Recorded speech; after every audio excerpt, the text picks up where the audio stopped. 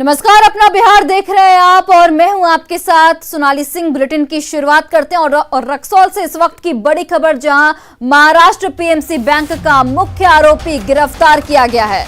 तो ये बड़ी खबर आपको बता रहे हैं रक्सौल से, जहां पर महाराष्ट्र पीएमसी बैंक का मुख्य आरोपी गिरफ्तार किया गया। रक्सौल बॉर्डर से दलजीत सिंह बल को गिरफ्तार किया गया है। 2019 में 4,355 करोड़ का घोटाला किया गया था। नेपाल भागने की फिराक में आरोपी था। ये जानकारी निकलकर इस वक्त सामने आ रही है। नेपाल बॉर्डर से 200 मीटर पहले आरोपी को गिरफ्तार कर लिया गया है। इमिग्रेशन विभाग ने ये गिरफ्तारी की है।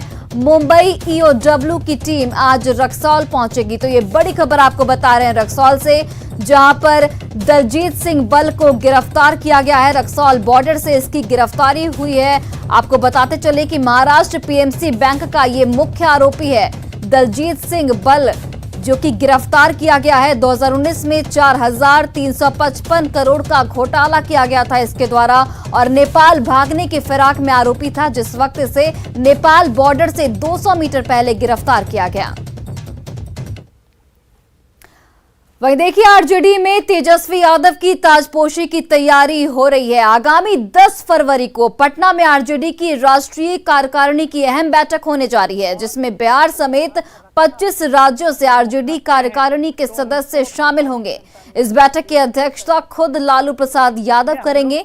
जानकारी के मुताबिक इस बैठक के दौरान तेजस्वी यादव को आरजेडी का अगला राष्ट्रीय अध्यक्ष चुन लिया जाएगा, यानी बतौर राष्ट्रीय अध्यक्ष तेजस्वी यादव की ताजपोशी कर दी जाएगी। आरजेडी कार्यकर्ता जहां उस दिन का बेसब्री से इंतजार कर रहे हैं, तो जेडीयू ने इस पर जमकर निशाना बोला है। उधर दिल्ली से पटना लौटते ही तेजस्वी ने सरकार पर हमला बोला। विशेष राज्य के दर्जे पर बयानबाजी के बीच तेजस्वी यादव ने कहा कि बिहार में एनडीए की सरकार है और बीजेपी के साथ जेडीयू की सरकार है। ऐसे में विशेष दर्जा किससे मांगा जा रहा है?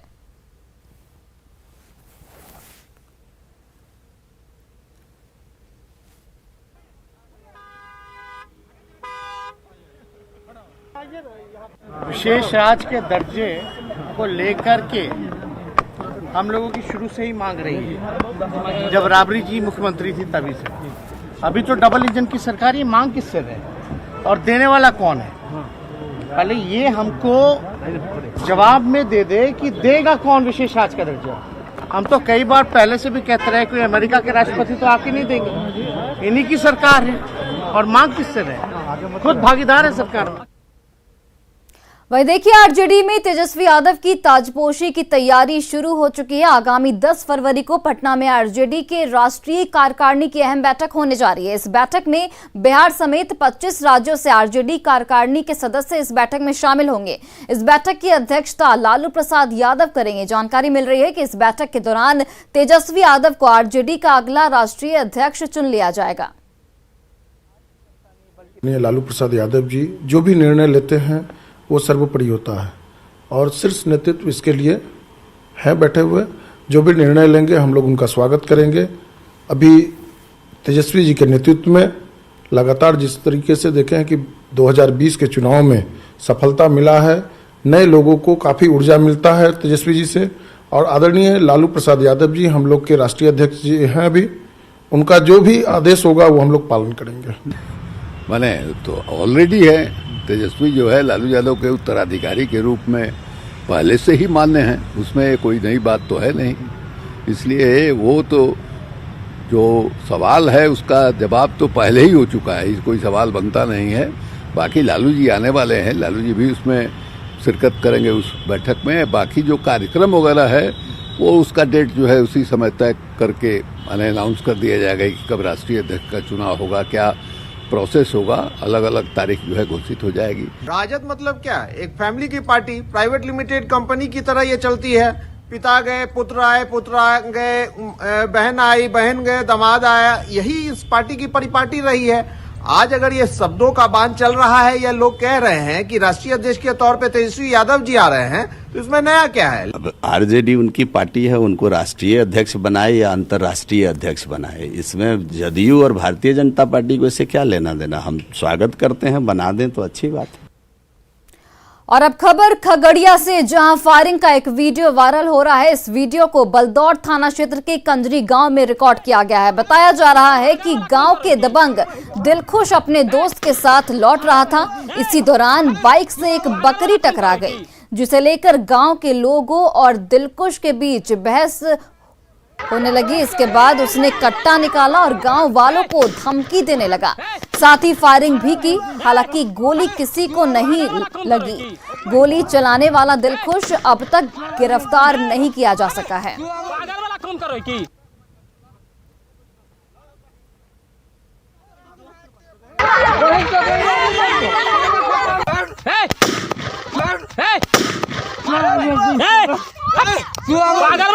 की पागल वाला। और देखिए, गोपालगंज में यूरिया की किल्लत लगातार बढ़ती जा रही है। ग्रामीण इलाकों में अब भी यूरिया के लिए हाहाकार मचा है। किसान लगातार यूरिया के लिए इधर उधर भटकने को मजबूर हैं। यूरिया नहीं मिलने से आक्रोशित किसानों को जगह जगह हंगामा करना पड़ रहा है। किसानों का साफ तौर पर आरोप है कि बिस्कोमान भवन के बाहर पिछले 3 दिनों से वो लाइन में खड़े हैं, लेकिन गोदाम में मौजूद कर्मी कुछ चुनिंदा लोगों को ही यूरिया खाद देकर गोदाम का शटर बंद कर देते हैं और बाद में उसकी कालाबाजारी की जाती है। वहीं कृषि पदाधिकारी का इस पर कहना है कि यूरिया की कोई कमी नहीं है, लेट से रैक आने की वजह से समस्या उत्पन्न हुई है। फरवरी महीने में यूरिया के लिए 16,000 मीट्रिक टन की डिमांड सरकार से की गई, लेकिन 13,000 मीट्रिक टन ही यूरिया मिला, जो डिमांड के 76% है। ऐसे में किसानों को धैर्य रखने की जरूरत है।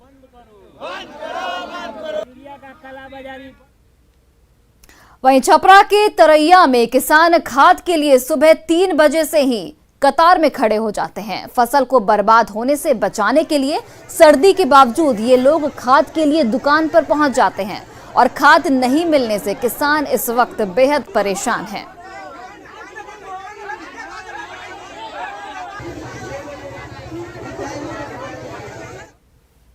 खाद लेने के लिए 3 बजे से खड़े हैं, तो क्या हुआ? लेकिन अभी तक नहीं मिला। कितना खाद देते? 1 बोरा कम से कम चाहिए, मतलब अभी तो मिल जाता तो काम हो जाता। कितने बजे लाइन में खड़े हैं? आए कितने बजे लाइन में खड़े हैं? 3 बजे से खड़े हैं। 3 बजे सुबह से जी। और देखिए, बिहार में खाद की कमी का मुद्दा दिल्ली तक पहुंच चुका है। बीजेपी सांसद रामकृपाल यादव ने कहा कि वो खाद की कमी से परेशान किसानों की समस्याओं को संसद में उठाएंगे। उधर जेडीयू सांसद संतोष कुशवाहा ने भी कहा कि वो भी लोकसभा में किसानों का मुद्दा उठाएंगे। एक्चुअली खाद की समस्या पिछले दिनों भी थी, सरकार ने उसको पूरा किया था। पिछले दिनों हम लोग मिले थे माननीय मंत्री जी से और उनका ध्यान आकृष्ट करवाया था, तो तुरंत कार्रवाई किया था। और फिर इधर किल्लत हो गई है, किसानों को दिक्कत हो रही है और ख़ासतौर पर मेरे संसदीय क्षेत्र के कई विधानसभा क्षेत्र हैं। तो निश्चित तौर पर आज ही मैं कोशिश करूँगा कि माननीय मंत्री से पुनः उनका ध्यान आकृष्ट कराएं, ताकि तत्काल कार्रवाई करके वहाँ किसानों को जो दिक्कत हो रही है खाद का किल्लत, उसे न सिर्फ पटना का बल्कि पूरे बिहार में एक किल्लत है, उसको दूर करने का काम करेगी सरकार।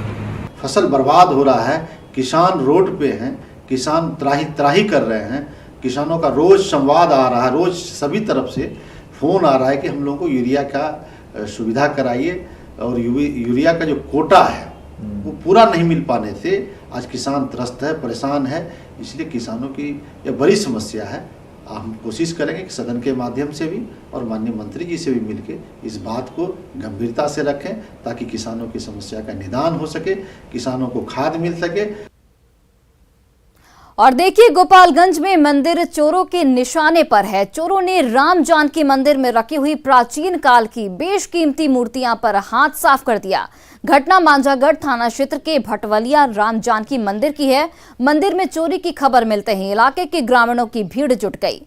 मंदिर से चोरी की गई दोनों राम जानकी की मूर्ति अष्ट धातु से बनी थी। फिलहाल पुलिस मौके पर डॉग स्क्वाड की टीम को बुलाया गया है और जांच में जुट गई है। घटना मंदिर बंद रहा, एगो दरवाजा जौन की ना लागत रहा, वही दरवाजा से ये घटना भइल बटे। हमारे यहाँ सुबह तो देखनी है तो देखते कि राम जानकी की मूर्ति नहीं है। हो मूर्ति चोरी भइल बा। 2 मूर्ति चोरी भइल बा। सबरे पता लगल है कि ये मंदिर के मूर्ति चोरी हो गई बा। बहुत पुरान मूर्ति रहल है, बहुत दिन से मंदिर, बहुत पुराना मंदिर बा। एकरा के बनाओ खतरा हमनी के पूरा एड़ी चुटी लगले बन संजय कुछ कुछ बनत रहो। बहुत मेहनत करके प्लास्टरा जंगला चौकट ना लागल है, लेकिन रात पता लगल है, सवेरे पता लगल है कि रात के मूर्ति चोरी हो गई बा। वहीं भोजपुर में बालू को लेकर फिर फायरिंग की गई है। अपराधियों ने बालू घाट की सुरक्षा में तैनात नाइट गार्ड को गोली मारकर जख्मी कर दिया है। हमले में जख्मी गार्ड को इलाज के लिए फिलहाल सदर अस्पताल आरा में भर्ती कराया गया है। घटना संदेश थाना के सारिकपुर बचरी की बताई जा रही है, जहां हथियारबंद बदमाशों ने बालू घाट की सुरक्षा में तैनात गार्ड रविंद्र सिंह के पैर में गोली मार दी और मौके से फरार हो गए। गोलीबारी के बाद से इलाके में तनाव की स्थिति है। घटना की वजहों का खुलासा अभी तक नहीं हो पाया है। जख्मी गार्ड की हालत खतरे से बाहर बताई जा रही है। और सासाराम में अपराधियों के हौसले बुलंद हैं। यहां बेखौफ अपराधियों ने दरिगांव थानाध्यक्ष दिवाकर कुमार को गोली मारकर जख्मी कर दिया। अपराधियों ने थानाध्यक्ष दिवाकर कुमार की हथेली में गोली मारी है। घायल थानाध्यक्ष को वाराणसी रेफर कर दिया गया है। बताया जाता है कि थानाध्यक्ष को सूचना मिली थी कि धनकी जामुन के पास कुछ अपराधी ट्रकों से लूटपाट कर रहे हैं। इसी सूचना के आधार पर जब पुलिस की टीम धुनकी मोड़ पर पहुंची तो अपराधियों ने पुलिस पर ताबड़तोड़ फायरिंग शुरू कर दी, जिससे वहां भगदड़ मच गई और इसी दौरान गोली थानाध्यक्ष दिवाकर कुमार की हथेली में लग गई। इस वारदात के बाद एक अपाचे बाइक छोड़कर तीनों अपराधी फरार हो चुके हैं। मौके पर एसडीपीओ की अगुवाई में पुलिस की टीम पहुंच चुकी है और घटना की जांच में जुट गई है। अभी वो ट्रामा सेंटर बनारस भेजा गया है, उनको फर्स्ट एड यहाँ करके सदर हॉस्पिटल से भेजा गया है। हाथ में थोड़ा सा स्टिच करने के लिए वहाँ पर भेजा गया है। कौन सी जगह घटना है? अब आपराधिक वारदात था क्या क्या था यहाँ? कुछ आपराधिक वगैरह था यहाँ? हाँ, आपराधिक वारदात ही थी। लूटपाट की सूचना थी कि किसी से लूटपाट कर रहा है, इसी पर आया था। एक अपाची मोटरसाइकिल भी मिली है अपराधियों की। कितने की संख्या अपराधी तो कुछ पता चला है? 3 की संख्या में। वहीं देखिए, कटिहार में करीब 40 लाख रुपए की विदेशी शराब को जब्त किया गया है। 14 चक्का वाले ट्रक में बांस के नीचे शराब को छुपाकर तस्करी की जा रही थी। तो कटिहार से ये बड़ी खबर आपको बता रहे हैं, जहां पर 40 लाख रुपए की विदेशी शराब को जब्त किया गया। ट्रक पर बांस के नीचे शराब की तस्करी की जा रही थी। असम से ये शराब की खेप लाई जा रही थी, जो इस वक्त जानकारी निकलकर सामने आ रही है। कुर्सेला थाना पुलिस ने NH 31 के पास शराब से लदे ट्रक को अपने कब्जे में लिया और ट्रक के चालक और खलासी को यहां पर गिरफ्तार कर लिया गया है। बताया जा रहा है कि असम से खगड़िया में शराब को खपाने का प्लान बना था।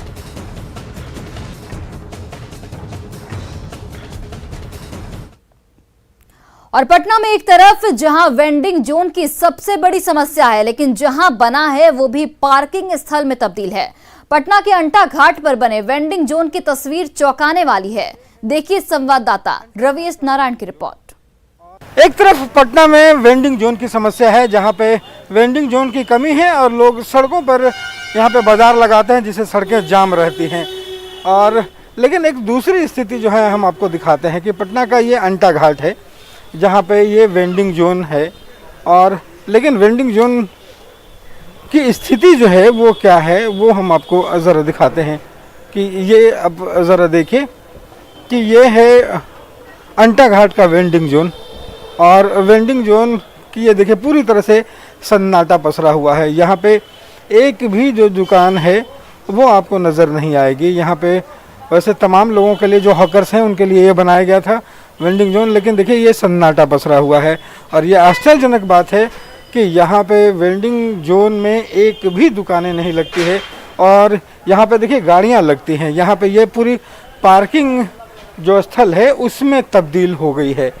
और यहाँ पे ज़रा सोचिए कि यहाँ पे वेंडिंग जोन सिर्फ इसलिए बनाया गया कि वेंडिंग जोन बनाने से दुकानें जो है यहाँ लगेंगी और जो सड़कें हैं वो पूरी तरह से खाली रहेगी, आने जाने में कोई परेशानी नहीं होगी।